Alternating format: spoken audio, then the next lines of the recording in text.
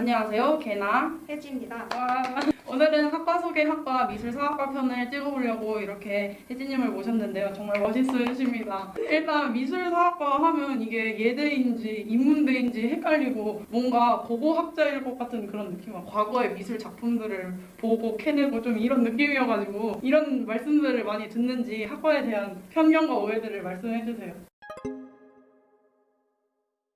제가 처음에 미술사학과라고 다른 분들에게 소개를 했을 때 다들 네? 미술사학과요? 하고 말씀을 하시는 거예요. 되게 생소한 과잖아요. 맞아요. 그래가지고 어떤 분은 마술사학과냐고 마술이요? 네, 마술을 하는 거냐고 물어보시기도 했고 대체로는 다들 이거 그림을 그리시냐고 물어보세요. 그래서 아니에요 라고 말씀을 드렸는데 제가 정확히 어떤 과라고 소개하셔도 잘 모르시는 때가 많으세요.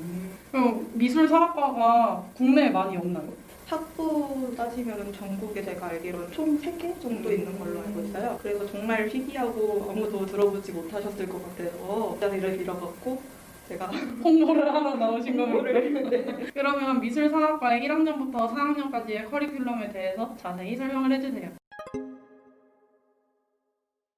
제가 16학번이거든요. 그 점을 좀 유념을 해주시고 저는 1학년 때 그 전체적인 미술사를 그 시대 상관없이 종류 상관없이 전체적으로 일단 한번 듣고 점점 갈수록 종류에 따라 달라지고 그리고 시대별로도 이렇게 구분해갖고 좀 더 자세히 배우게 돼요. 그래서 2학년 때부터는 연대별로 자세히 배우고 예를 들면 그 서양 미술사 하면은 고대에서 중세까지 예를 들면 고대 이집트의 미술을 배우고 다른 수업에서는 르네상스나 인상파 이렇게 구분해갖고 배우거든요.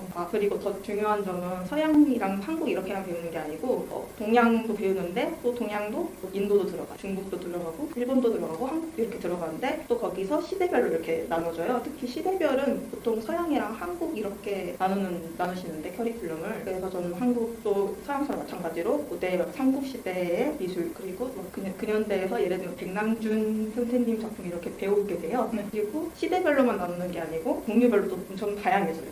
정말 신기하게도 보통 다른 과 특히 인문대 다른 과 같으면은 점점 세부하게 들어가는 게 아니고 범위가 엄청 많아지거든요. 근데 미술사학과는 점점 심오하게 들어가야 돼요. 이게 점점 좁혀가는 거예요? 네, 단계가 올라갈수록 좀 더 종류도 다양해지면서 근데 자기가 원하는 걸 세부화해서 들어야지 나중에 졸업하실 때 더 기억에 잘 남으실 거고 도움이 되실 거예요. 그렇게 커리큘럼 짜시면 좋을 것 같고요. 종류 아까 말했는데 이걸 좀 자세히 들어가자면 예를 들면 미술하면은 떠오르는 게 그 벽에 붙여진 그림, 회화 이런 거 떠오르시잖아요. 보통은 네, 액자에 들어있는. 네, 액자에 들어있는 것뿐만이 아니고 사실은 조각도 생각을 하실 거고 굉장히 다양해요. 미술이란 게 그 회화 작품뿐만 아니고 조각도 따로 배우고 그 다음에 이런 옷에 있는 패턴들도 이렇게 단추 같은 거에 대해 공예 같은 거 들어가요. 특히 우리나라에서 가장 유명한 게 나전칠기 그런 것도 깊게 배우는 커리큘럼 있고요. 또 한국의 미술 하면은 떠오를 수 있는 게 대표적으로 첨자잖아요. 고려 첨자 같은 거.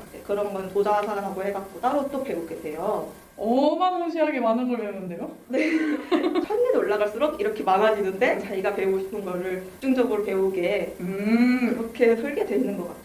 여기서만 끝나는 게 아니고요. 저희 과가 미술사를 하고 직업을 어떻게 한다고 하면 대표적으로 큐레이터를 떠올리실 것 같은데 큐레이터만이 아니고 이건 좀 이따가 말씀을 드릴 거긴 한데 그 미술 비평이라고 어떠한 작품에 대해서 비평문을 쓰는 게 있잖아요. 그런 것도 배우게 될 거예요. 굉장히 실무적인 부분도 저희 커리큘럼에 있을 거예요.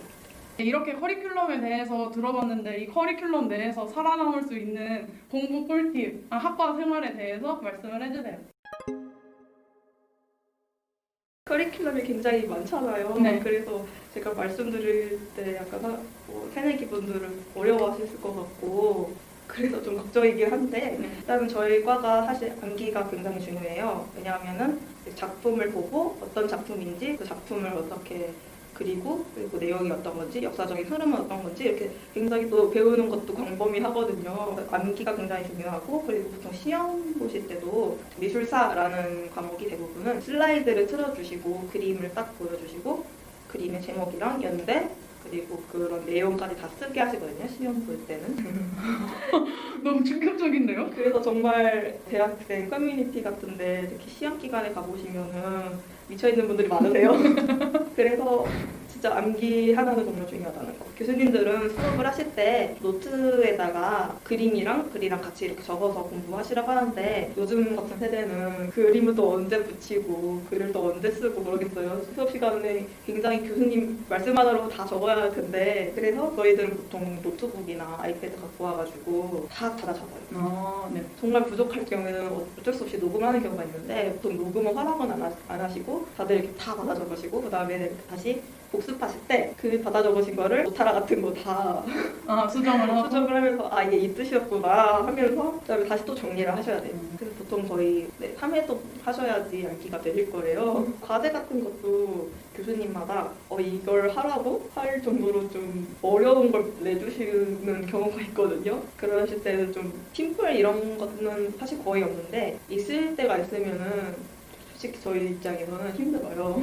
그럼 팀플로 과제는 어떤 걸 예를 들어서 내주시는 거예요? 저는 정말 기억에 남는 것 중 하나가 서양 현대 미술이라고 현대 미술을 직접 시연을 하라고 하셨었어요. 저도 그걸 처음 들었을 때 이걸 어떻게 해야 되는 거지? 그랬었는데 과제 발표하는 날에 저희가 수업이 강당이 있는 곳에서 수업을 하거든요. 거기서 앞에서 그 퍼포먼스라고 해야 되나? 네, 퍼포먼스를 하던 게 있었어요. 뭐 우산을 들고 강강술래처럼 돌면서 뭐 어떻게 하다 끝나는 게 있었는데 그거를 좀 비슷하게 해서 좀 시연을 했었어요. 또 이게 또 그것만 하는 게 아니고 뭐 답사를 하던가 뭐 어떤 전시를 봤으면은 그 전시에 대한 감상문을 쓰는데 이게 이 작품에는 어떠한 점이 있던 것 같다 뭐 이런 식으로 써서 발표를 하는 게 있고 레포트시처럼 게 있고 이런 식으로 좀 공부하기 힘든 과가 맞아요. 근데 뭐 저희 과만 힘든 건 아니고 가장 중요한 점은 저희가 교과서가 따로 없어요. 교과서가 없어요? 네, 그래서 아까 말했던 것처럼 교수님 말씀을 바로 받아 적으셔야 될 거예요.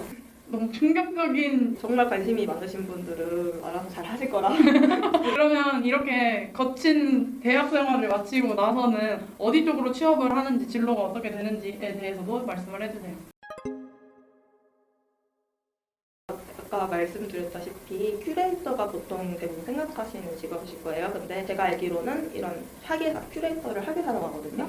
그 대부분의 박물관이랑 미술관 같은 데서는 석사 이상의 학력을 보시거든요. 왜냐하면 굉장히 연구직이니까 큐레이터직을 생각하시면은 대학원을 가는 걸 꼭 생각해 주셔야 되고 아니면 따로 준학예사를 볼 수 있는 그런 자격증이 있거든요. 대학교 학부 중에 공부하면서 준비하시는 게 훨씬 좋으실 텐데 왜냐면은 저희 학과에서 알려주는 미술사랑 그런 내용을 시험에서 그대로 그렇게 나오거든요. 굉장히 범위도 광범위하기 때문에 학교를 다니면서 준비하시면은 바로 큐레이터는 아니지만은 에듀케이터가 뭐냐면은 박물관 같은 데 가면은 도슨트 분들 있으시잖아요. 작품에 대해서 설명을 해주시고 그런 분들은 사실 봉사 활동이세요.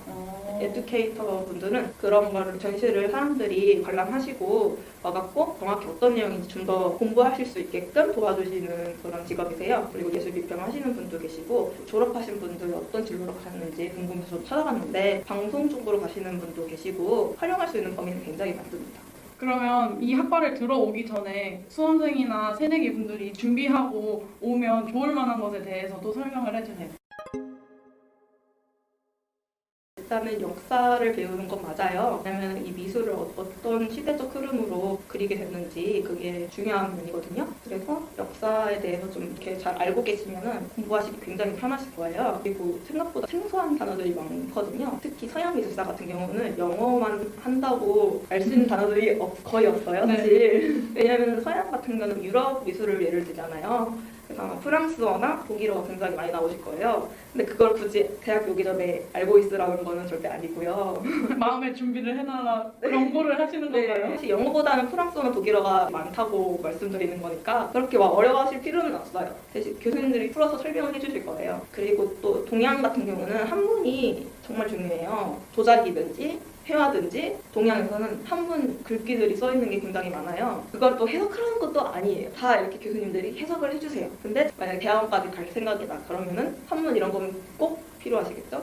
그래서 대학교 오기 전에 이걸 알라는 건 아니고 깊게 공부할 생각이시면은 준비를 미리 해두시는 것도 좋다고 저는 봅니다. 그러면 추천해주실 책이나 영화 이런 거 있을까요? 최근에 고흐에 관한 영화가 나왔더라고요. 그런 거 한번 보셔도 좋을 것 같고 자기가 웬만큼 알고 있는 화가들 그런 화가에 관련된 책들은 많이 나와 있어요. 그리고 개인적으로 보고 있는 책들은 정말 미술사에 관한 책이거든요. 예를 들면은 곰브리치의 서양 미술 이름부터 어렵네요. 고브리치라는 분이 사실 미술사학과거든요. 근데 그 책이 그림도 많고 글도 많아서 굉장히 두꺼워갖고 저는 추천해드리고 싶진 않아요. 그냥 이런 책이 있다. 네, 이런 책이 있습니다. 유튜브 채널이나 이런 영상들도 있을까요? 네, 제가 알고 있는 거는 널 위한 문화예술이라고 정말 흥미로운 소재랑 주제로 정말 재밌게 영상을 만드시더라고요. 관심 없으시던 분들도 관심이 생길 정도로 재밌으니까 한번 봐주세요.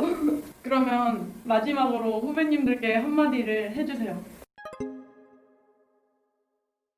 제가 새내기 때도 사실 저는 미술사학과에 대해서 자세히 알지 못했어요. 일단 학과가 굉장히 희귀하잖아요. 이게 무슨 과지? 하고 궁금해 하셨을 거예요. 제가 이렇게 말씀드린 거를 보시고 많이 판단을 해주셨으면 좋겠고 너무 어렵게 느껴질 수도 있겠지만은 정말 저는 공부를 하면서 점점 흥미를 갖게 됐거든요. 계속 공부 열심히 하셨으면 좋겠고 네. 정말 이런 말씀 드리기가 좀 그렇지만 열심히 공부하는 게 중요하긴 해요. 열심히 공부할수록 자기가 흥미도 생기니까 그런 게 정말 좋은 거라고 생각하고요. 그래도 좋은 학우분들 많으니까 같이 공부하셔서 으쌰으쌰 하셔서 서로서로 편하게 지내면서 공부도 열심히 했으면 좋겠어요. 네. 여기까지인가요? 그러면 이렇게 오늘 미술사학과 학과 소개 학과를 찍어보았고요. 궁금한 점 있으면 댓글로 남겨주시면 제가 연락을 해서 답변을 달아드리도록 하겠습니다. 구독과 좋아요. 많이 눌러주세요. 안녕.